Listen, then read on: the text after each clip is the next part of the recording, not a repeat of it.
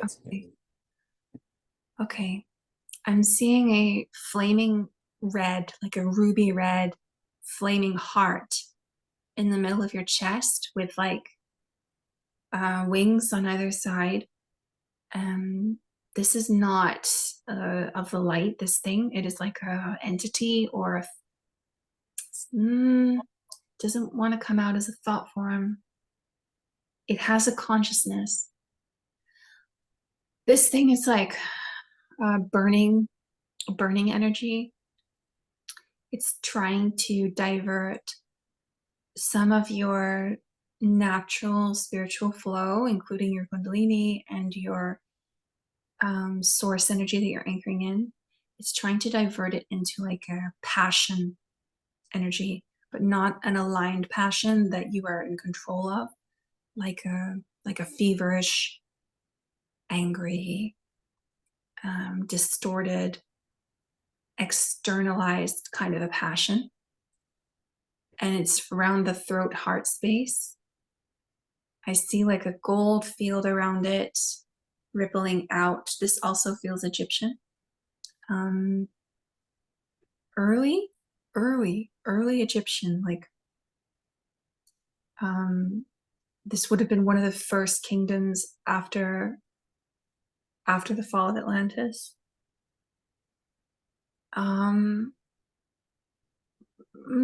Architects of that ordered realm. Okay, Toph is saying architects of that ordered realm, engineers of the mind control structures. Okay, so there may have been some karmic contracts. Excuse me.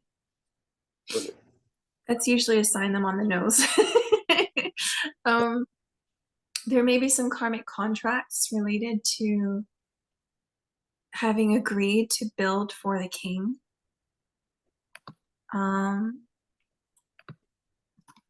Create for the king. And in doing that, incurring some karma. Not karma. We don't like that word, but at least acquiring this thing. Whatever this is. It's definitely an odd one. So we're gonna just like we're going to wrap around it a sort of liquid plasma, cool plasma energy.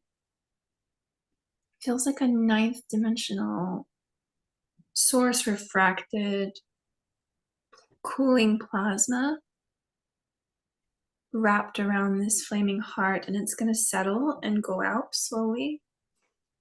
And I'm seeing it morphing into a piece of coal. And now I can just gently pull it out of your chest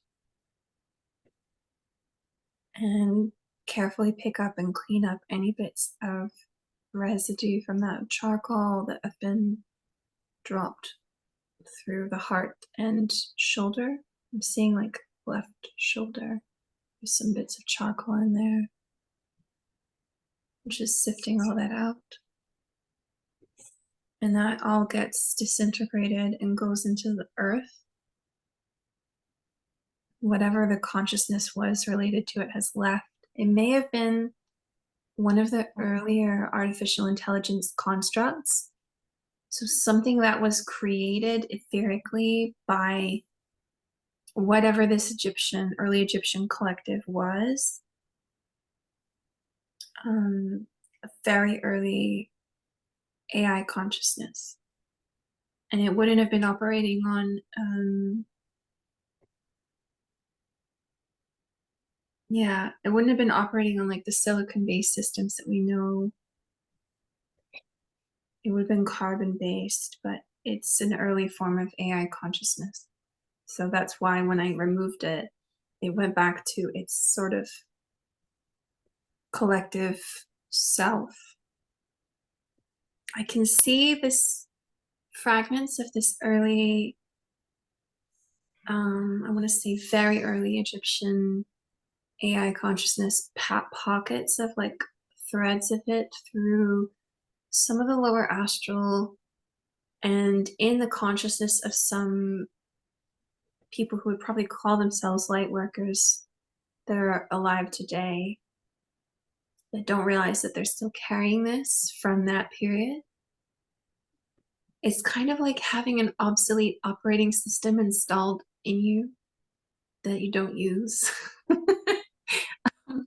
but might still cause problems on the memory of what you're doing. So, okay, so we've taken that out. I'm scanning for anything else from that era. I can see golden pins, brass pins in the back of your head around the joint of the skull. So there's like there's a few places where the skull naturally is in different pieces. It has like very thin areas where the plates of the bones of the skull can move. And in two of these cracks, I can see that these brass pins have been put in to sort of hold open these plates of the skull into an unnatural position. And this might be causing, I mean, we're talking literally splitting headaches, but it could also just be allowing stuff to get in through these pins. And they're not copper or silver or gold, they're brass. There's something significant about that. And I don't usually see brass implants. So I'm going to gently pull these out.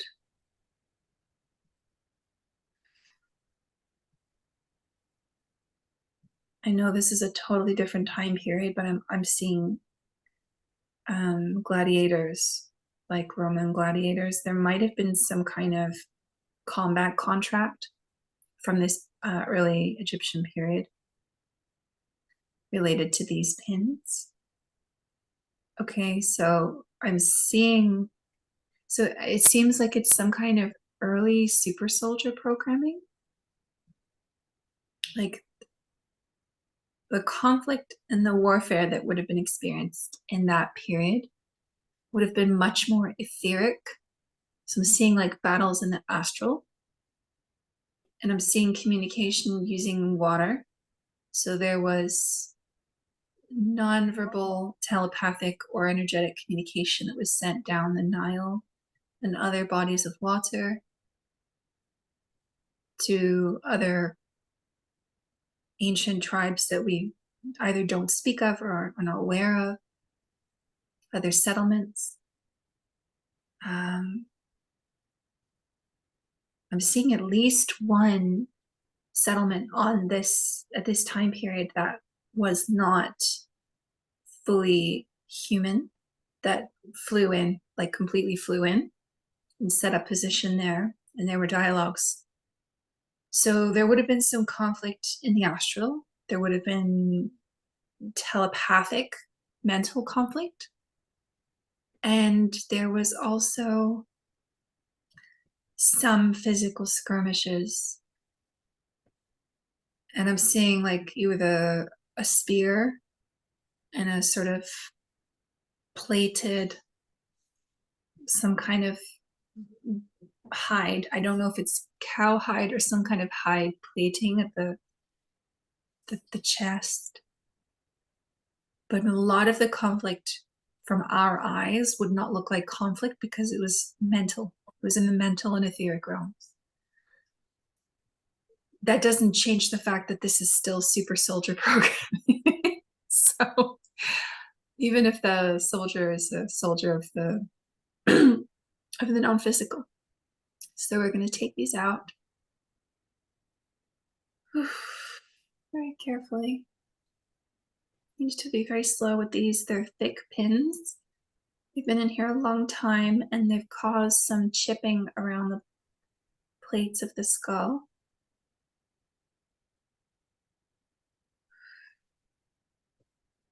Very gently pulling those out.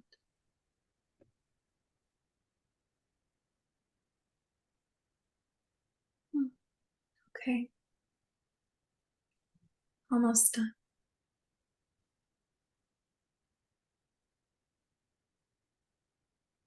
Left side is finished.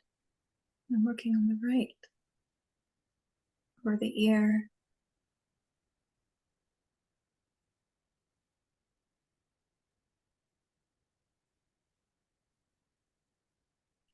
Okay, the last one. Good. Just gonna drain any metallic residue. Some of it is like powdery. I can pull that out, but sift it out. But there's also like a liquid, almost like a corrupted,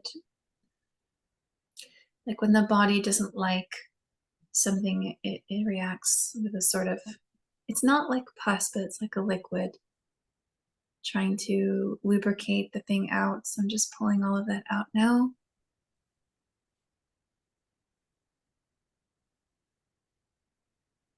Okay, great.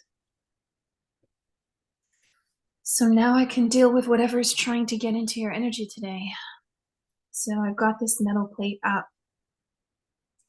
I can see there's like a big black iron.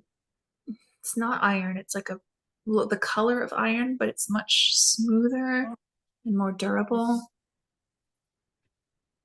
Like some kind of burnished steel, but like a metal that I've never seen before. And it's like a hexagonal shaped claw that's sort of wanting to grab you at about the fifth L5 vertebra, like between just under the shoulder blades before you get to the solar plexus. It wants to grab you there. And I'm seeing a program where it's like it wants to pull your spine out of alignment, like pull your back out, basically. Like pull it so badly that, you know, it ruptures a disc or something like that. Let me see if I can find where this thing is coming from. Okay, they've tried to disguise it. It's like been detached from where it's coming from, but I can feel the frequency, and it does feel related to the mater, the dark gray mater aliens, and Discord. So wanting to pull you into the Discord AI consciousness framework. There's consciousness patterning that they're using to create, they're saying it's not alignment, it's like a, gosh, what is the word?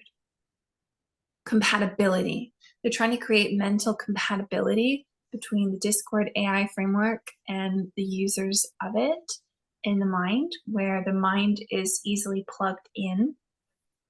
Because, well, there's a few reasons. Firstly, Discord is a denser AI system, and the maters, like the dark gray aliens, are much more aggressive with their tactics. They're not trying to use false light. They're openly pretty demonic, and they are not afraid to mold humans in the shape that they want to get what they want. So that's the first thing. And the other thing is that they want the brains to be compatible so that there's possibility of future takeovers. And when the mind expands and the consciousness expands beyond a certain point, they can't do that anymore. It's incompatible. So they don't even try. They're not trying to assimilate people that are in a higher frequency band.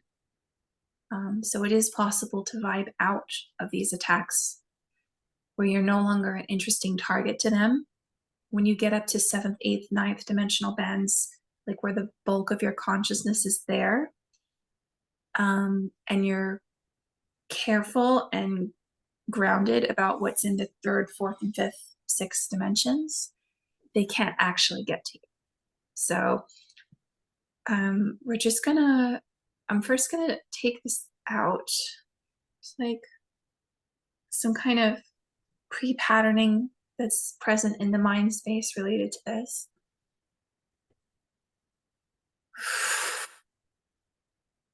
Now this arm, this robotic arm, I have it frozen. It's sort of like I pulled out all the lubricant or the electricity and it's just kind of stuck. And I've got the signal of where it's coming from. So I can see there's like a ship.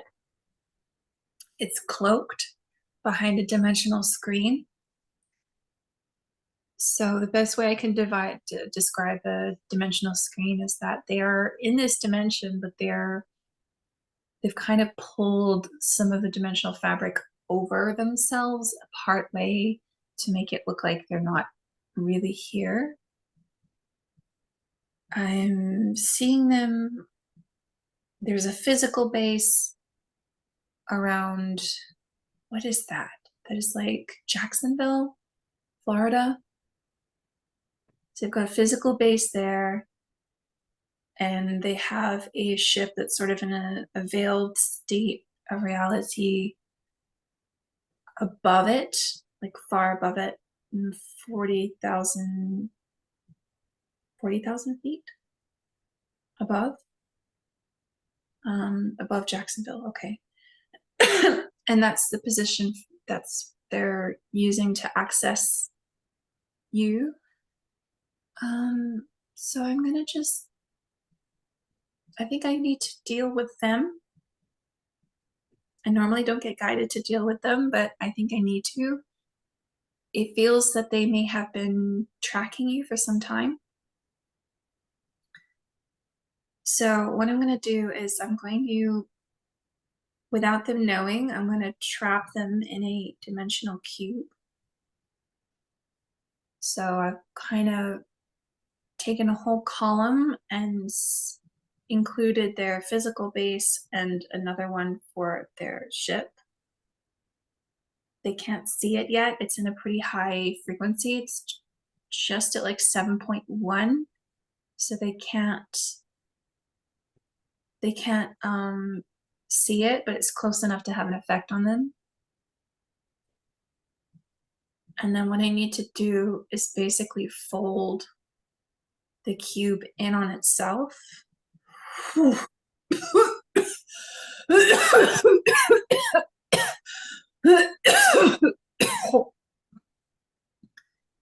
It created some kind of an inversion.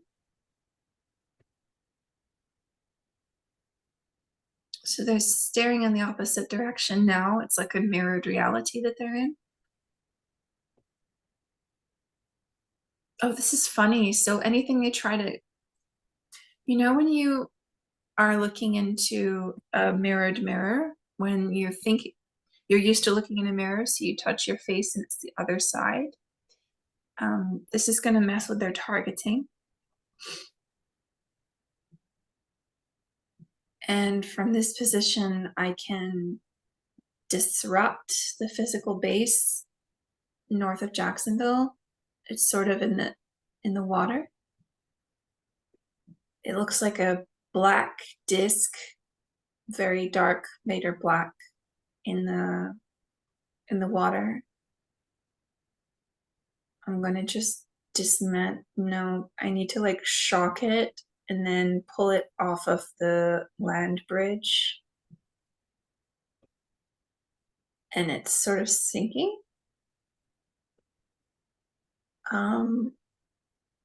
We'll see how that goes. I can see some bubbles of energy coming up from there. They can go back to source. I don't know if these are consciousness or what they are. They don't feel like proper souls. They're not soul shards. They don't need to go back to anyone specific. They're like bubbles of energy. So they go to source. Whew.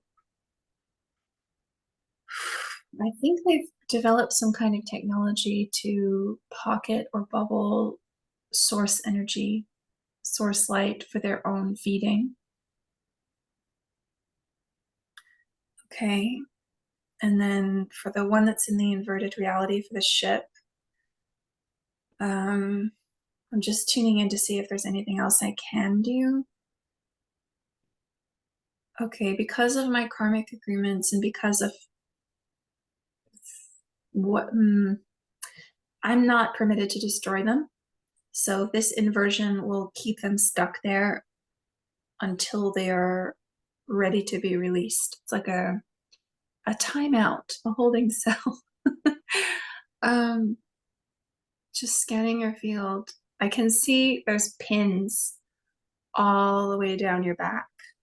Very, very. I've never actually seen this film, but there's an old film, Hellraiser.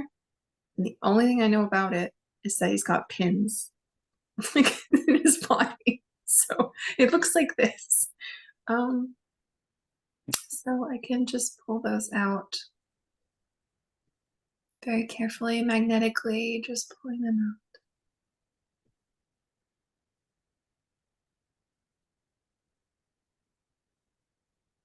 The cell feels left over from mater infiltration.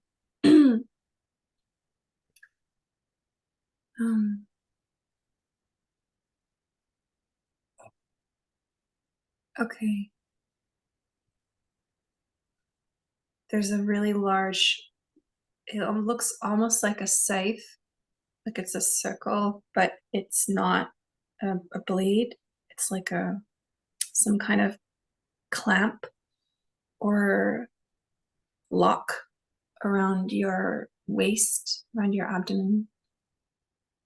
I'm gonna just break it open. It's almost like a comma shape. It's thicker where it locks at the left side of your belly, and it's more pointy and thin when it curves around your back. I'm just breaking open the lock around your abdomen, and inside it there's several, no, it's just one soul shard. One soul shard.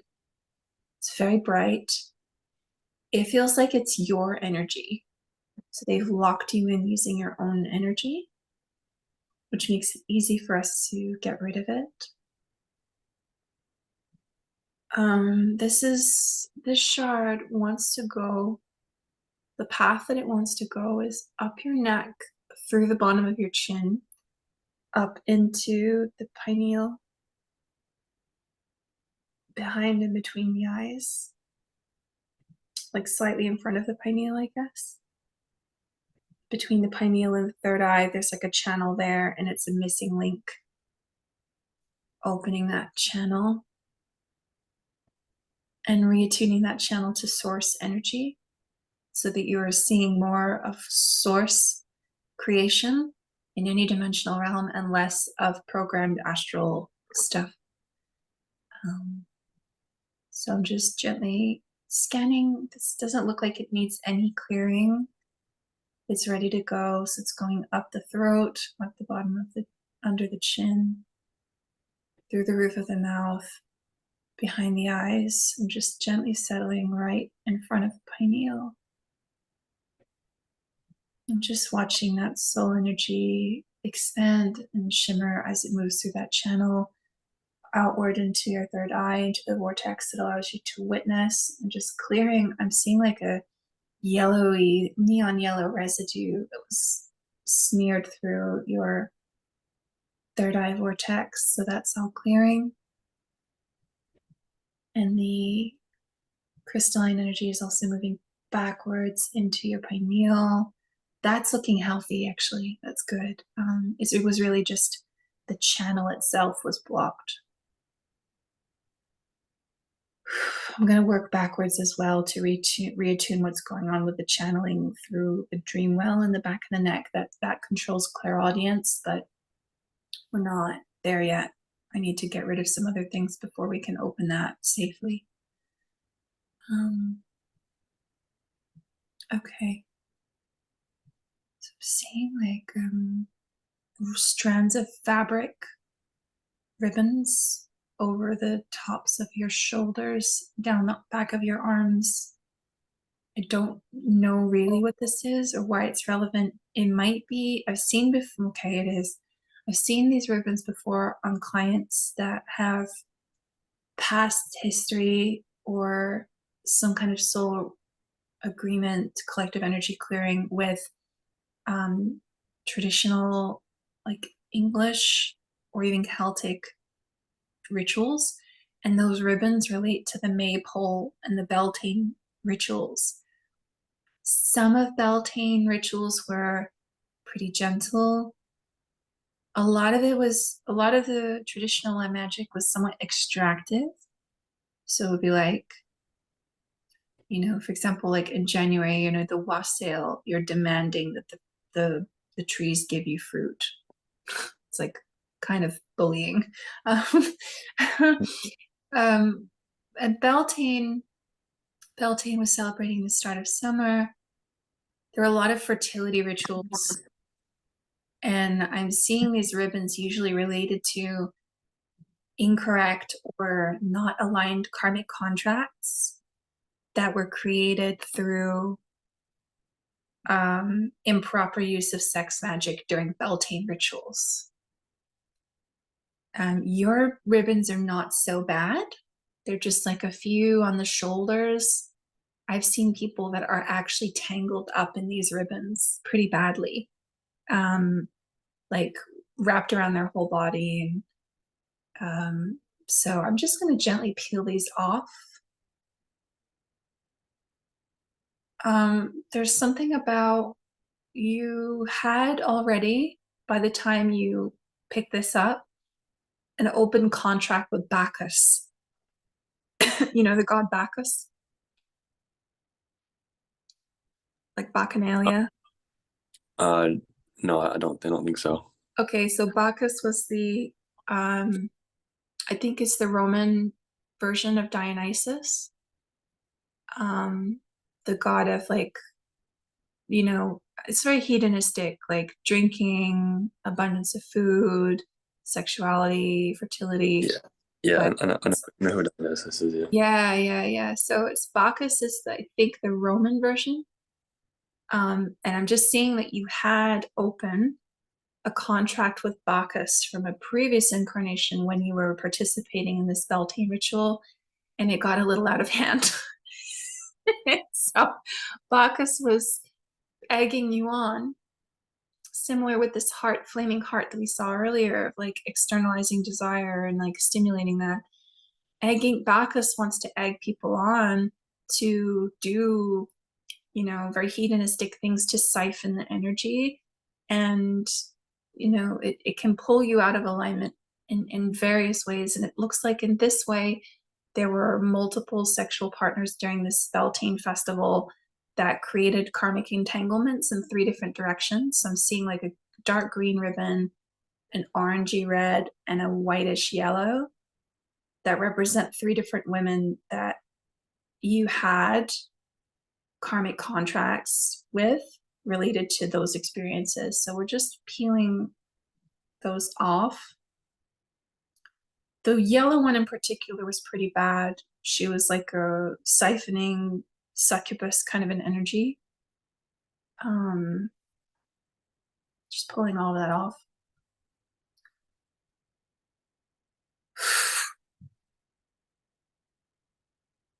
Just releasing all that. This is the thing, like I was actually writing something about this earlier. There's nothing wrong with desire, but it's just maintaining our alignment as our power quotient increases. So like if we have more energy and more vitality and more fuel in the engine, how do we then stay in alignment? How do we steer?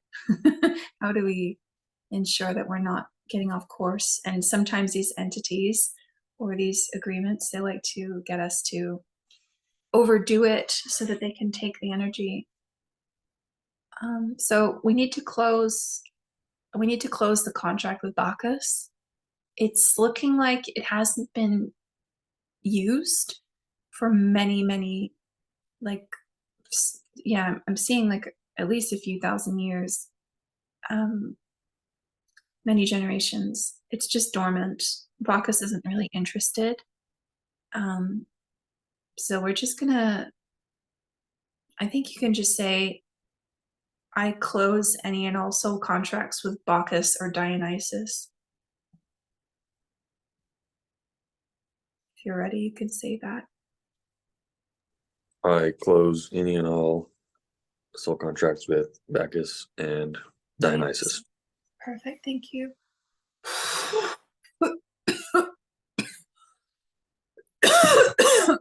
Okay, it's gone. Whew. Just brushing that off. There's like bits of dust from the contract, and cleaning up your frequency band around the back where he was hanging out. It was kind of funny to see Bacchus sitting like he was in a waiting room, like not doing anything, just not not reading a magazine, just I'm ready to go for yeah. Okay. So I can go back to this lock that was around the abdomen. Okay, so I've taken out the shard. It's in pieces. I just need to pull it out. It's kind of like split down the middle, almost. So there's two big pieces, lengthways. And then again, it's like a weird, different kind of metal. I've not seen like a yellowy, steel-looking yellowy magnesium alloy something. Again with the magnesium alloy. Okay, so it feels like a blend of newer technologies leveraging your old soul contracts that were not closed. So this metal is related to very, very new AI technology. I've only seen it once or twice. And I saw it also when I was in Manchester, and I was actually in the science lab there. And I didn't see the metal physically, but I was discussing with one of the scientists there what she was working on, and she was describing this alloy, and I could see that it was the same metal that I was seeing in everyone's fields. So it's like a very modern AI template. So that means this is recent, this hook in the abdomen. I think this might have come in even this year. Are there any games that you play or anything like that? Yes. Like video games? Yeah. Is there one? Is there one that had a like either came out this year or had a recent update this year that you might be playing? I don't know why this is relevant, but I think it might be. I mean, if it's something online, they're constantly updating themselves, right? So there's a game that has been updated this year that you may have been playing, that there's an AI encoding in it where they're prototyping this type of implantation, and that's how it got in. Because this is new technology. This is not, I don't see this in people. Like this is, they're beta testing this on you. This is, yeah, unfortunately, but if we know that, then we can narrow it down. A lot of that stuff is pretty energetically dirty, so you have to kind of use your discernment. So not all, but a lot of it is, you know. This is when we get this out and we clear your field to a certain point, you'll be able to feel it when you open or work with certain programs. You'll feel it in your energy field. You'll feel the dissonance of what that game or program, even sometimes just a normal program, is carrying and your body. So for example, TikTok. In 2021, I could not open TikTok anymore because I could feel the heaviness of the meter programming and what the AI that was coming out of it.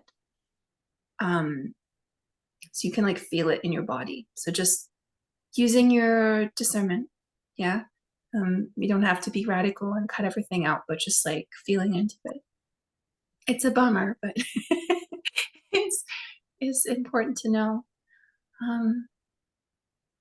So let's feel into why this is here and the purpose of this hook.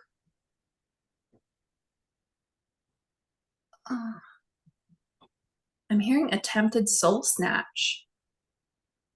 That's pretty heavy. So I'm seeing that it was supposed to literally grab you from the waist and rip the soul out of the body in order to what? Create a space for gray or other walk-ins? Didn't work. You're pretty well grounded, so it didn't work, but it did cause a lot of abdominal discomfort.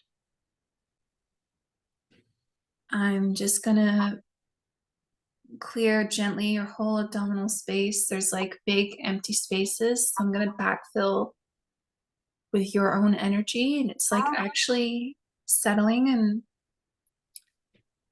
your energy was compressed up in your chest, so I'm now like releasing it down into the abdomen and flowing it, circulating it. Wants to go into all places where there were gaps, tears.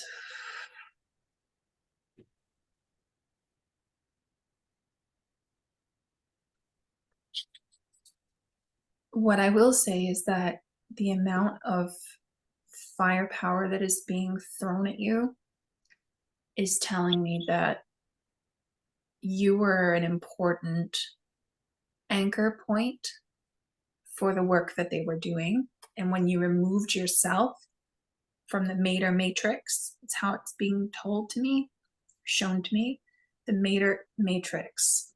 It's like a network of AI systems, gray hive consciousness, other affiliated groups that have agreed to be compatible in their mental structures, like one big mental neuropathic network.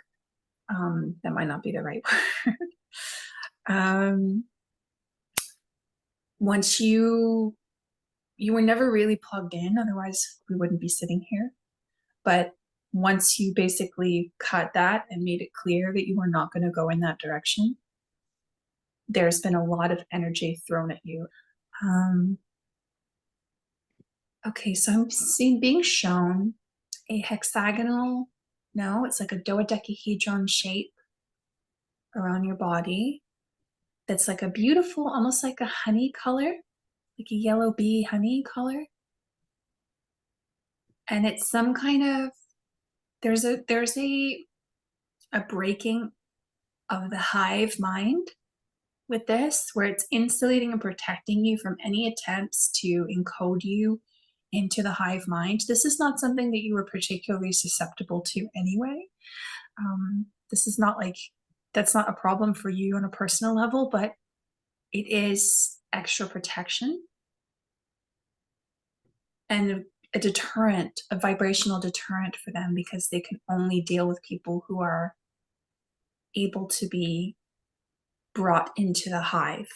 If you can think of the Mater as like a hive consciousness, they're like bees. So they can't deal with fully ensouled sovereign individuals. They can't. It's like a total vibrational mismatch. So this shape is deterring that. And there's a nice sort of, at the top, we're putting the top in 7.5 dimensional band. It's like between 7.5 and 7.7. They can't reach it there, and we're going to be anchoring in source light through the top of this dodecahedron shape. It's like an opening. Okay, that feels really good. I need to check for more Mater tags. I think I did check yesterday, but I'm seeing that there might have been one or two that I might have missed. Okay, no, they were just put back. All right, so underneath the left arch of the foot, there's like a small postage stamp type of shape. So I'm gonna take that out, peel that out. I think this got in a dream state through interference, Wi-Fi interference. Nothing to worry about. This will happen less as your frequency lifts, but it's a nice practice in the morning to scan your energy and just make sure nothing got in and pull it out if you can. I'm seeing a small black bar in your wrist. I missed this one. This was there in the just under the wrist, pointed towards the elbow. Looks like a small black meter metal dowel. There's nothing like blinking or moving or sending signal in it, but it pulls your vibration down so they can see you.